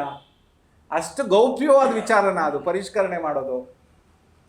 ನೀವು NCERT 2005 ಮಾಡಿದಾಗ ಇಡೀ ಕರಿಕ್ಯುಲಮ್ ಫ್ರೇಮ್ವರ್ಕನ್ನು ಎಷ್ಟು ತಂಡಗಳ ರಚನೆ ಆಗಿದ್ದು? 26 ತಂಡಗಳ ರಚನೆ ಆಗಿದ್ವು. ಇಡೀ ದೇಶದ ಎಲ್ಲ ಜನರು ಅದರಲ್ಲಿ ಭಾಗವಹಿಸಿದ್ರು, ಮುಕ್ತವಾಗಿತ್ತು. ಅವೆಲ್ಲವೂ ಕೂಡ ಈಗ ಪ್ರಿಂಟ್ ಮುದ್ರಿತವಾಗಿ ಲಭ್ಯ ಇದ್ದಾವೆ NCERT ಆಫೀಸ್ ಇಲ್ಲೇ ಹೊಸಕೆರೆಹಳ್ಳಿನಲ್ಲಿ. ಅಷ್ಟು ಪಾರದರ್ಶಕತೆಯಿಂದ ನಡೆಯೋದನ್ನ ನೀವು ಇಷ್ಟು ಗೌಪ್ಯವಾಗಿ ನಡೆಸ್ತೀರಿ ಅಂದರೆ ಅಲ್ಲೇ ಗೊತ್ತಾಗುತ್ತೆ ನಿಮಗೆ ಇದರಲ್ಲಿ ಒಂದು ಭಾಳ ಸ್ಪಷ್ಟವಾದಂಥ ಇಡನ್ ಅಜೆಂಡಾ ಹೊಂದಿದ್ದೀರಿ, ಇದರಲ್ಲಿ ನಿಮ್ಮದೇ ಆದಂಥ ಒಂದು ಅಜೆಂಡಾ ಇದೆ. ಸೊ ಹಾಗಾಗಿ ಬಹುಶಃ ನಾವು ಏನು ಸಣ್ಣ ಪುಟ್ಟ ಆಗ್ತಾ ಇತ್ತು ಆವಾಗ ಸುಮ್ಮನೆ ಇದ್ವಿ ಏನೋ ಆಗ್ತಾ ಇದೆ ಅಂತ, ಆದರೆ ಇದೊಂದು ಸಾಂಸ್ಥಿಕ ಚೌಕಟ್ಟಿನ ನೆಲೆಯಲ್ಲಿ ಆಗ್ತಾ ಇರ್ತಕ್ಕಂಥ, ಈಗ ನೋಡಿ ಈ ಡ್ಯಾಮೇಜ್ ಮಾಡಿರ್ತಕ್ಕಂಥದ್ದು ಎಷ್ಟರ ಮಟ್ಟಿಗಿದೆ ಅಂದರೆ DSCRTನ ಪಠ್ಯಪುಸ್ತಕ ನಿರ್ದೇಶಕಾಲಯನ ಸರಿಪಡಿಸ್ಬೇಕಾದ್ರೆ ಇನ್ನೊಂದು 10 ವರ್ಷ ಬೇಕು ನಮ್ಗೆ ಅವ್ರಿಗೆ. ಯಾಕಂದ್ರೆ ಅಲ್ಲಿರ್ತಕ್ಕಂಥ ಎಲ್ಲ ಅಧಿಕಾರಿಗಳಿಗೆ ಬೇರೆಯವರಿಗೆ ಅವರು ಬೇರೆ ರೀತಿಯ ಒಂದು ಚೌಕಟ್ಟನ್ನೇ ಅದನ್ನು ಮತ್ತೆ ನಾವು ಡಿಮಿಸ್ಟಿಫೈ ಮಾಡಬೇಕು, ಅನ್ಲರ್ನ್ ಮಾಡಿಸ್ಬೇಕು. ಅಂದರೆ ನೀವು 60 ವರ್ಷಗಳಲ್ಲಿ ಯಾವುದೇ ಒಂದು ಜ್ಞಾನವನ್ನು ಕಟ್ಕೊಡ್ತಕ್ಕಂಥ ಪ್ರಕ್ರಿಯೆ ಹೇಗೆ ಅಂದರೆ ಅದು ರಾತ್ರೋರಾತ್ರಿ ಆಗಲ್ಲ. ಅದಕ್ಕೆ ನಾವು ಒಂದು ಭಾಳ ಈಗ ವೈಜ್ಞಾನಿಕ ಧರ್ಮನೇ ಆಗಲಿ ಎಷ್ಟು ಕಷ್ಟಪಟ್ಟು ಅದಕ್ಕೊಂದು ಬೇಸ್ ಹಾಕಿರಬೇಕು, ಅದನ್ನು ಸಂಪೂರ್ಣ ನಾಶ ಮಾಡಿಬಿಟ್ರೆ ಇನ್ನು 10 ವರ್ಷ ನಾವು ಅದನ್ನು ಬದಲಾವಣೆ ಮಾಡೋದ್ರಲ್ಲೇ ಹೋಗುತ್ತೆ. ಆ ಒಂದು ಜನರೇಷನ್ ಏನು ಶಿಕ್ಷಣ ಸಿಗಬೇಕು, ವೈಜ್ಞಾನಿಕವಾದಂಥ ಶಿಕ್ಷಣ, ನಾನು ಪದ ಬಳಸ್ತಾ ಇರೋದು ಯಾವುದು ಕೂಡ ನಮ್ಮದಲ್ಲ. ಭಾರತದ ಸಂವಿಧಾನದಲ್ಲಿ ಪ್ರತಿಯೊಬ್ಬ ಪ್ರಜ್ಞಾವಂತನ ಜವಾಬ್ದಾರಿ ಏನಂದರೆ ವೈಜ್ಞಾನಿಕ ಮನೋಧರ್ಮವನ್ನು ಹುಟ್ಟಾಕ್ತಕ್ಕಂಥದ್ದು, ಕಟ್ಟಿ ಬೆಳೆಸ್ತಕ್ಕಂಥದ್ದು. ಸೊ ಇವೆಲ್ಲವನ್ನು ಅವರು ಏನು ಮಾಡಿದ್ದಾರೆ, ಸಂಪೂರ್ಣವಾಗಿ ಬದಿಗೊತ್ತಿ ಒಂಥರ ಒಂದು ಭಾಷೆಯಲ್ಲಿ ಹೇಳ್ಬೇಕಾದ್ರೆ ನನಗಿಷ್ಟ ಬಂದಂಗೆ ಮಾಡ್ತೀನಿ, ನನಗಿಷ್ಟ ಬಂದಂಗೆ ಮಾಡ್ತೀನಿ, ಯಾರೂ ಕೇಳೋ ಹಾಗಿಲ್ಲ ಅನ್ನೋ ಧಾಟಿಯಲ್ಲಿ ಅವರು ಹೋಗ್ತಿದ್ದಾರೆ. ಇದು ನಿಜವಾಗ್ಲೂ ಕೂಡ ಈ ಒಂದು ಪ್ರಕ್ರಿಯೆ ಇಡೀ ಪ್ರಜಾಪ್ರಭುತ್ವಕ್ಕೇ ದೊಡ್ಡ ಅಪಾಯ. ಪ್ರಜಾಪ್ರಭುತ್ವದ ಮೂಲ ಮೌಲ್ಯಗಳೇನಿದ್ದಾವೆ, ಒಂದು ಆರೋಗ್ಯಕರ ಚರ್ಚೆ, ಒಂದು ಆರೋಗ್ಯಕರವಾದಂಥ ಎಕ್ಸ್ಚೇಂಜು. ನೀನು ಹೇಳೋದು ಏನೇ ಇದ್ರೂ ಚರ್ಚೆ ಮಾಡೋಣ, ಅದನ್ನು ನಾವು ಚರ್ಚೆಗೆ ರೆಡಿ ಇದ್ದೀವಲ್ಲ, ನಾವೇನು ಓಡೋಗ್ತಾ ಇದ್ದರೆ ಬೇರೆ ವಿಚಾರ. ಸೊ ಅದನ್ನ ಇಡೀ ಚರ್ಚೆಗೆ ಮಾಡೋಣ. ಅದೇನು ನೀವು ಬರೆದಿದ್ದೀರಿ ಕೊಡಿ, ಚರ್ಚೆ ಮಾಡೋಣ, ಎಲ್ಲರೂ ಚರ್ಚೆ ಮಾಡೋಣ. ಅದರಲ್ಲಿ ಏನು ತಪ್ಪಿದೆ ನಾವು ಹೇಳ್ತೀವಿ, ಏನು ಸರಿ ಇದೆ ನೀವು ಹೇಳಿ. ಸೊ ಅದ್ಯಾವುದು ಕೂಡ ನಡೆದೆ ಈ ರೀತಿ ಪಠ್ಯ ಕ್ರಮವನ್ನಾಗಲಿ ಪಠ್ಯಪುಸ್ತಕಗಳನ್ನಾಗಲಿ ಬದಲಾವಣೆ ಮಾಡೋದು ಅತ್ಯಂತ ಅವೈಜ್ಞಾನಿಕ ಮತ್ತು ಬಾಲಿಶವಾಗಿರ್ತಕ್ಕಂಥದ್ದು. ಅದಕ್ಕೆ ಯಾವುದೇ ರೀತಿಯ ಒಂದು ಪೆಡಗಾಜಿಕಲ್ ಏನೋ ಬ್ಯಾಕ್ಗ್ರೌಂಡ್ ಅಂತ ಏನು ಹೇಳ್ತೇವೆ, ಒಂದು ಎಪಿಸ್ಟಮಾಲಜಿ, ಜ್ಞಾನ ಮೀಮಾಂಸೆ ಅಥವಾ ಒಂದು ಶಿಕ್ಷಣ ಕ್ಷೇತ್ರವನ್ನು ನಾವು ಕಟ್ಕೋಬೇಕಾದ್ರೆ ಅದಕ್ಕೆ ಬೇರೆ ಬೇರೆ ಆಯಾಮಗಳಿರ್ತವೆ. ನಿಮ್ಮ ಇಷ್ಟ ಬಂದಂಗೆ ಮಾಡಲಿಕ್ಕೆ ಸಾಧ್ಯ ಆಗಲ್ಲ. ಅದಕ್ಕೆ ತನ್ನದೇ ಆದಂಥ ಆಯಾಮಗಳಿರ್ತವೆ. ಅವೆಲ್ಲವನ್ನು ಗಾಳಿಗೆ ತೂರಿ ಇವತ್ತು ನಮಗೆ ಬೇಕಾದ್ದನ್ನು ಸೇರಿಸ್ತೀವಿ. ಆಮೇಲೆ ದಾಟಿ ಹೇಗಿದೆ ಅಂದರೆ, ಒಬ್ಬರ ಸಚಿವರು ಹೆಂಗೆ ಮಾತಾಡ್ತಾರೆ ಅಂದರೆ ಏನು ತಪ್ಪು ನೀವು ಗಮನಿಸ್ತಾ ಇರ್ಬೋದು. ಮೊದಲು ಕೇಸರೀಕರಣ ಅಂದರೆ ಅವರು ಭಾಳ ಎಗರಿ ಬೀಳೋರು, ಕೇಸರೀಕರಣ ಹಾಗೆ ಹೀಗೆ ಅನ್ಬಾರ್ದು ಅಂತ. ಈಗ ಅವ್ರು ಹೆಂಗೆ ಮಾತಾಡ್ತಿದ್ದಾರೆ ಅಂದರೆ, ಹೌದು ಕೇಸರೀಕರಣ ಮಾಡ್ತೇವೆ, ಮಾಡಬೇಕು. ವೆಂಕಯ್ಯ ನಾಯ್ಡು ಅವ್ರು ಈ ಮಾತು ಹೇಳ್ತಾರೆ, ಹೌದು ಇಡೀ ಟೆಕ್ಸ್ಟ್ ಬುಕ್ಸು ಭಾರತದಲ್ಲಿ ಕೇಸರೀಕರಣ ಆಗಬೇಕು ಅಂದ್ರೆ. ಉಪರಾಷ್ಟ್ರಪತಿ ತಾನೇ ಅವರು. ಅವರು ಆ ಥರ ಹೇಳ್ತಾರೆ ಅಂದರೆ ಎಷ್ಟು ಅಗ್ರೆಸಿವ್ ಆಗಿದ್ದಾರೆ. ಇದಕ್ಕೆ ನಾವೊಂದು ಬ್ರೇಕನ್ನು ಹಾಕದೇ ಇದ್ದರೆ, ಬ್ರೇಕ್ ಹಾಕೋದು ನಾನು ರಾಜಕೀಯ ಪರಿಭಾಷೆನಲ್ಲಿ ಹೇಳ್ತಾ ಇಲ್ಲ, ಒಬ್ಬ ಪ್ರಜ್ಞಾವಂತ ನಾಗರಿಕರಾಗಿ ನಾವು ಇದನ್ನು ಏನಾದರೂ ಸರಿಯಾದ ರೀತಿಯಲ್ಲಿ ತಡೆಗಟ್ಟದೇ ಇದ್ದರೆ ಖಂಡಿತ ಸಂವಿಧಾನವನ್ನು ಉಳಿಸ್ಕೊಳ್ಳಿಕ್ಕೆ ಸಾಧ್ಯ ಇಲ್ಲ. ಬಹುಶಃ ಸಂವಿಧಾನ ಬಂದಾಗ ನಾವೆಲ್ಲರೂ ಮಾತಾಡ್ತೇವೆ, ಎಲ್ಲ ತಜ್ಞರಿದ್ದಾರೆ. ಸಂವಿಧಾನ ಇಡೀ ಪ್ರಪಂಚದಲ್ಲೇ ಅತ್ಯಂತ ಶ್ರೇಷ್ಠವಾದ ಸಂವಿಧಾನವನ್ನು ರಚನೆ ಮಾಡುವಾಗಲೂ ಕೂಡ ಅನೇಕ ಒಂದು ಸಕಾರಾತ್ಮಕ ಅಂಶಗಳೇನೆಂದರೆ, ಪ್ರಪಂಚದ ಬೇರೆ ಬೇರೆ ರಾಷ್ಟ್ರಗಳಲ್ಲಿದ್ದ ಬೆಸ್ಟ್ ಅಂಶಗಳನ್ನು ತೆಗೆದುಕೊಂಡು ನಮ್ಮ ಸಂವಿಧಾನಕ್ಕೆ ಹಾಕೊಂಡಿದ್ದೇವೆ. ನಮ್ಮ ಸಂವಿಧಾನ ರಚನೆ ಆಗುವಾಗಲೂ ಜಾಗತಿಕ ಮಟ್ಟದಲ್ಲಿ ಮಾನವ ಹಕ್ಕುಗಳ ಸಾರ್ವತ್ರಿಕ ಘೋಷಣೆ ಜಾರಿಗೆ ಬಂದಾಗಲೂ ಒಂದು ಕಾಕತಾಳೀಯ ಇದೆ, ಸಂಬಂಧಗಳಿದ್ದಾವೆ, ಅದಕ್ಕೊಂದು ಹಿನ್ನೆಲೆ ಇದೆ, ಅದರದ್ದೇ ಆದ ಮೌಲ್ಯಗಳಿದ್ದಾವೆ. ಅವು ನಮ್ಮ ಮಕ್ಕಳಿಗೆ ಬೇಕಾಗಿರೋದು. ಭಗತ್ ಸಿಂಗ್ ಅಂತವನ್ನ ನೀವು ಪಠ್ಯದಿಂದ ಬಿಡ್ತೀರಿ, ಅವನಿಗೆ ಯಾರನ್ನ ಸರಿಸಾಟಿ ಇರ್ಲಿಕ್ಕೆ ಸಾಧ್ಯನಾ? ಭಗತ್ ಸಿಂಗಿಗೆ ಅವನ ದೇಶ ಪ್ರೇಮ ಆಗಲಿ, ಅವನ ತ್ಯಾಗ ಆಗಲಿ, ಅವನ ಸ್ವಾತಂತ್ರ್ಯ ಹೋರಾಟದ ಬಲಿದಾನಕ್ಕೆ ಇನ್ಯಾರನ್ನ ಸರಿಸಾಟಿ ಆಗಿರ್ಲಿಕ್ಕೆ ಸಾಧ್ಯನಾ? ಸೊ ಅಂಥವ್ನ ಇನ್ನೋಡಿ ಎಷ್ಟು ಪೋಲ್ ಆಗ್ತಾ ಇದೆ ದುಡ್ಡು ಅಂದರೆ, to be honest with you, 2022-23 ಎಲ್ಲ ಟೈಟಲ್ಸು ಪ್ರಿಂಟ್ ಆಗೋಗಿತ್ತು ಹಿಂದೆ, ಸುಮಾರು 2-2.5 ಕೋಟಿ. ಈ ಪರಿಷ್ಕರಣೆ ಮಾಡಿದಾರೇನೋ ಒಂದೇ ಕ್ರಮಕ್ಕೆ ಅಷ್ಟನ್ನು ಕೂಡ ಅದು ಗೋಡನ್ಗೆ ಹಾಕಿ ಈಗ ಹೊಸ ಅಂದರೆ ಅದೇ 2.5 ಕೋಟಿಯನ್ನು ನೀವು ಸರ್ಕಾರಿ ಶಾಲೆಗಳಲ್ಲಿ ಶೌಚಾಲಯಕ್ಕೋ ಕುಡಿಯೋ ನೀರಿಗೋ, ನಾಚಿಕೆ ಆಗಬೇಕು ಇವರಿಗೆ. RTE ಬಂದು 12 ವರ್ಷ ಆಯ್ತಲ್ವಾ. RTE ಕಾಂಪ್ಲೈನ್ಸನ್ನು ನೀವು ನೋಡಿದ್ರೆ ಇವತ್ತು ಕೂಡ 100 ಶಾಲೆಗಳಲ್ಲಿ RTE ಆ್ಯಕ್ಟಲ್ಲಿ ಇರೋದೇ ಭಾಳ ಮೂಲ ಸೌಲಭ್ಯಗಳು ಅವೇ ಪೀನಟ್ಸು, ಅಂದರೆ ಏನೇನೂ ಇಲ್ಲ. ಅದನ್ನು ನಾವು ಸಾಧಿಸಿರೋದು 12 ವರ್ಷದಲ್ಲಿ 100 ಶಾಲೆಗಳಿದ್ದರೆ 23 ಶಾಲೆಗಳಲ್ಲಿ ಮಾತ್ರ ಆ ಸೌಲಭ್ಯ ಇದೆ. ಇನ್ನು 73 ಶಾಲೆಗಳಲ್ಲಿ ಆ ಸೌಲಭ್ಯನೇ ಇಲ್ಲ. ಅಂಥ ವಿಷಯಗಳನ್ನು ಬಿಟ್ಬಿಟ್ಟು ನಾನು ಹೆಡ್ಗೇವಾರನ್ನ ಸೇರಿಸ್ತೀನಿ, ನಾನು ಅದನ್ನು ಮಾಡ್ತೀನಿ ಅಂದರೆ ನಿಜವಾಗ್ಲೂ ಕೂಡ ಇವರ ಅಜೆಂಡಾ ಭಾಳ ಸ್ಪಷ್ಟವಾಗಿದೆ. ಈಗ ನಾವೇನು ಇವ್ರನ್ನ ಕದ್ದು ಮುಚ್ಚಿ ವಿರೋಧ ಮಾಡಬೇಕಾದಂಥ ಅವಶ್ಯಕತೆ ಇಲ್ಲ. ಅವರ ಅಜೆಂಡಾ ಭಾಳ ಕ್ಲಿಯರ್ ಆಗಿದೆ. ಏನಿದೆ ಅಂದರೆ 2023ಕ್ಕೆ ಏನು ಚುನಾವಣೆಗಳು ಬರ್ತಿದೆ, ಆ ಚುನಾವಣೆಗಳಿಗೆ ಒಂದು ರೀತಿಯ ಸಿದ್ಧತೆಯಾಗಿ ಜನರ ಮನಸ್ಸನ್ನು ಬೇರೆ ಕಡೆ ಸೆಳಿಬೇಕು. ಯಾಕೆಂದರೆ ಎಲ್ಲ ರಂಗದಲ್ಲಿ ಸೋತಿದ್ದೇವೆ ನಾವು. ಶಿಕ್ಷಣದ ಖಾಸಗೀಕರಣ ತಡೀಲಿಲ್ಲ, ಆರೋಗ್ಯದ ಖಾಸಗೀಕರಣ ತಡೀಲಿಲ್ಲ, ನಿರುದ್ಯೋಗ ಅಂತೂ ಹೋಗಿ ಗಗನ ಮುಟ್ಬಿಟ್ಟಿದೆ. ಅಥವಾ ಬೆಲೆ ಏರಿಕೆ ಅದನ್ನೇನು ಮಾತಾಡೋಂಗಿಲ್ಲ. ಕರಪ್ಷನ್ ಅಂತೂ ಅದೇನೋ ಬೋರ್ಡೇ ಆಗೋಯ್ತಲ್ಲ 40%. ಆಯಿತಾ? ಇವೆಲ್ಲ ಜನ ಏನು ಮಾಡ್ಬೋದು ಅದ್ರ ಬಗ್ಗೆ ಭಾಳ ಗಂಭೀರವಾಗಿ ಆಲೋಚನೆ ಸ್ಟಾರ್ಟ್ ಮಾಡಿಬಿಟ್ರೆ, ಹೇಗೆ ಮಾಡೋದು ತಂದ್ಬಿಡಿ, ಇದನ್ನೆಲ್ಲ ದಾರಿ ತಪ್ಪಿಸಿ ಅವ್ರನ್ನ.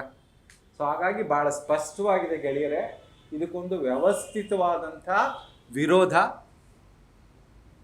ಕೇವಲ ಬಾಯಿ ಮಾತ್ಕಲ್ಲ, ನಾವೇನೋ ಅವ್ರನ್ನ ವಿರೋಧ, ನಾನು ಈಗ ಹೇಳ್ತಿದ್ದೀನಲ್ಲ, ತನ್ನಿ ಅದೇನು ರೆಕಮೆಂಡ್ ಮಾಡಿದ್ದೀರಿ ತನ್ನಿ, ಚರ್ಚೆ ಮಾಡೋಣ ಬನ್ನಿ, ಎಲ್ಲ ಜಿಲ್ಲೆಗಳಲ್ಲೂ ಚರ್ಚೆ ಮಾಡೋಣ.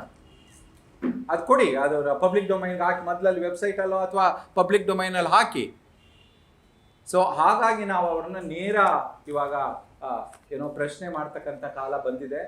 ನನಗನ್ಸುತ್ತೆ ನಾವು ಇನ್ನೂ ಸುಮ್ಮನೆ ಕುಳಿತುಕೋಬಾರ್ದು. ಸುಮ್ಮನೆ ಕುಳಿತುಕೊಂಡ್ರೆ ಬಹುಶಃ ನಾವು ಒಬ್ಬ ಪ್ರಜ್ಞಾವಂತ ನಾಗರಿಕರಾಗಿ ಬಹುಶಃ ಅದು ನಮಗೇನೆ ಒಂದು ರೀತಿ ಇದು ನಮಗೆ ನಾವೇ ಅವಮಾನ ಮಾಡ್ಕೊಂಡಂಗೆ. ಸೊ ಇದನ್ನು ಪ್ರಶ್ನೆಗಳನ್ನ, ಕಠಿಣವಾದಂಥ ಪ್ರಶ್ನೆಗಳನ್ನ ಕೇಳಬೇಕಾಗತ್ತೆ. ಗೊತ್ತು ನನಗೆ, ಕಠಿಣವಾದ ಪ್ರಶ್ನೆಗಳನ್ನು ಕೇಳಿದ್ರೆ ದೇಶದ್ರೋಹಿಗಳು ಅಂತಾರೆ, ನಕ್ಸಲೈಟ್ಸು ಅಂತಾರೆ, ಅವೆಲ್ಲ ಹೇಳ್ತಾರೆ.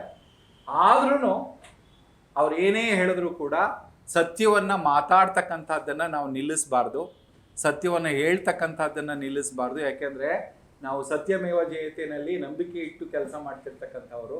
ಸೊ ಹಾಗಾಗಿ ನಾವೆಲ್ಲರೂ ಕೂಡ ಅದನ್ನು ಸ್ಪಷ್ಟವಾಗಿ ವಿರೋಧಿಸಬೇಕು ಅಂತ ಹೇಳಿ, ಬಹುಶಃ ಮುಂದೆ ಏನಾದರೂ ಅಂಶಗಳು ಬೇಕಾದಲ್ಲಿ ಅದನ್ನು ಖಂಡಿತ ಚರ್ಚೆ ಮಾಡೋಣ. ಕೇವಲ ಇದನ್ನು ಒಂದು ಪಾಠ 2 ಪಾಠ ಸೇರಿಸಿರೋದನ್ನ ಅನ್ನೋದಕ್ಕಿಂತಲೂ ಕೂಡ ಇದರ ಹಿಂದೆ ಇರ್ತಕ್ಕಂಥ ಏನೋ ಅಪಾಯ, ಅಜೆಂಡಾ ಏನು ಅನ್ನೋದನ್ನು ಚರ್ಚೆ ಮಾಡ್ಕೋಬೇಕು. ಯಾಕಂದರೆ ಒಂದು ಸೇರಿಸೋದು ಅದನ್ನು ಒಂದು ರೀತಿ ಸ್ಯಾಂಪಲ್ಗೆ ಮಾಡ್ತಾರೆ. ನೀವು ನೋಡಿರ್ಬೋದು ಹಿಂದೆ ಅನೇಕ ಉದಾಹರಣೆಗಳನ್ನು ನೋಡಿ ಒಂದು ಸ್ಯಾಂಪಲ್ ಮಾಡ್ತಾರೆ. ಅವರು ನೋಡ್ತಾರೆ ಜನ ಏನಾರ ವಿರೋಧ ಮಾಡ್ತಾರಾ ಇಲ್ವಾ ನೋಡ್ತಾರೆ. ಏನು ಜನ ವಿರೋಧ ಮಾಡಲ್ಲ ಅಂದರೆ ಅದನ್ನು ಭಾಳ ದೊಡ್ಡ ಮಟ್ಟದಲ್ಲಿ ಜಾರಿಗೆ ತರ್ತಾರೆ. ಅಂಥ ಸ್ಯಾಂಪಲ್ ಇದೊಂದು. ಅದು ಪ್ರಾರಂಭ ಆಯಿತು 20ರಲ್ಲೇ, ಟಿಪ್ಪು ವಿವಾದದ ಮೂಲಕ ಅದು ಪ್ರಾರಂಭ ಆಯಿತು. ಈಗ ಅದನ್ನು ಇನ್ನೊಂಚೂರು ವಿಸ್ತೃತ ಮಾಡಿದ್ದಾರೆ.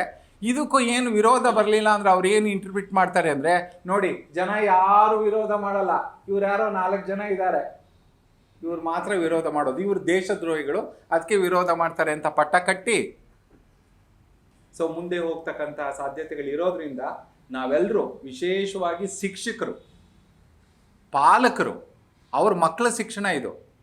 ಅವ್ರಿಗೆ UNCRC ಬಂದಿದೆ ಅನ್ನೋ ಒಂದು ಕನಿಷ್ಠ ಜ್ಞಾನ ಇಲ್ಲ ಅಧ್ಯಕ್ಷನಿಗೆ. UNCRC ಬಂದಮೇಲೆ ನಾವು ಇಂದಿನ ಮಕ್ಕಳು ನಾಳಿನ ಪ್ರಜೆಗಳು ಅಂತ ಹೇಳೋದೇ ಇಲ್ಲ. ಇಂದಿನ ಮಕ್ಕಳು ಇವತ್ತಿನ ಪ್ರಜೆಗಳೇ. ನಾಳಿನ ಪ್ರಜೆಗಳು ಅಂದರೆ ಅವ್ರಿಗೆ ಸಿಗಬೇಕಾದದ್ದನ್ನೆಲ್ಲ ಪೋಸ್ಟ್ಪೋನ್ ಮಾಡ್ತೀರಾ.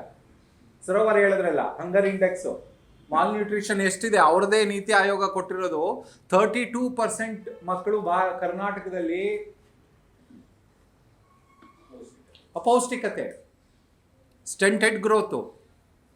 ಸೊ ಹಾಗಾಗಿ ನಾವೆಲ್ಲ ಒಂದು ಕಡೆ ಎದ್ದು ನಿಂತು ಮಾತಾಡ್ತಕ್ಕಂಥ ಕಾಲ ಬಂದಿದೆ.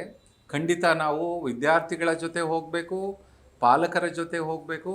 ಶಿಕ್ಷಕರು ಈ ಥರದ ವಿಚಾರ ಬಂದಾಗ ಶಿಕ್ಷಕರು ಈಗ ಇಷ್ಟು 60 ವರ್ಷಗಳ ಲಿಂಗ ಸಂವೇದನೆ, ಅವಕ್ಕೆಲ್ಲ ಟ್ರೈನಿಂಗ್ ತಗೊಂಡು ಅದನ್ನು ಕಲಿಸ್ಬೇಕು ಅಂತ ಹೇಳಿ, ಈಗ ಇದ್ದಕ್ಕಿದ್ದಂಗೆ ಸಾಮಾಜಿಕ ನ್ಯಾಯ, ಲಿಂಗ ಸಂವೇದನೆ ಅವೆಲ್ಲ ತುರುಕಬಾರ್ದು ಅಂತ ಹೇಳ್ಬಿಟ್ರೆ ಶಿಕ್ಷಕ ಏನು ಕಲಿಸ್ತಾನಂಗಾರೆ ಶಾಲೆಯಲ್ಲಿ?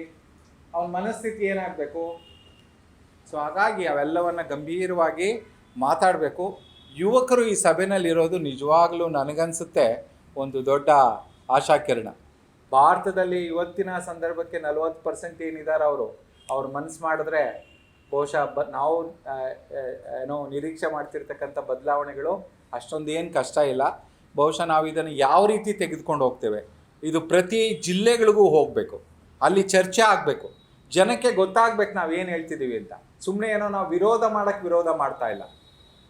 ವಿರೋಧ ಮಾಡೋದಕ್ಕೆ ವಿರೋಧ ಅಲ್ಲ ಇದು ತಾತ್ವಿಕವಾದಂಥ ವಿರೋಧ, ಸಂವಿಧಾನದ ನೆಲೆಯಲ್ಲಿ ವಿರೋಧ ಮತ್ತು ಪ್ರಜಾಸತ್ತಾತ್ಮಕ ವಿಧಾನಗಳನ್ನು, ನಿಯಮಗಳನ್ನು ಗಾಳಿಗೆ ತೂರಿರೋದ್ರ ವಿರುದ್ಧ. ಅದಕ್ಕೋಸ್ಕರ ಇದನ್ನು ವಿರೋಧ ಮಾಡ್ತೀವಿ ಅನ್ನೋದನ್ನು ಗಟ್ಟಿಯಾಗಿ ಹೇಳಬೇಕು ಅಂತ ನಾನು ಭಾವಿಸ್ತೇನೆ. ಬಹುಶಃ ಆ ನೆಲೆಯಲ್ಲಿ ಹೇಗಿರಬೇಕು ಏನು ಅನ್ನೋದನ್ನು ಮುಂದಕ್ಕೆ ತೆಗೆದುಕೊಂಡು ಹೋಗೋದು ಒಳ್ಳೆಯದು ಅಂತ ನನ್ನ ಅನಿಸಿಕೆ.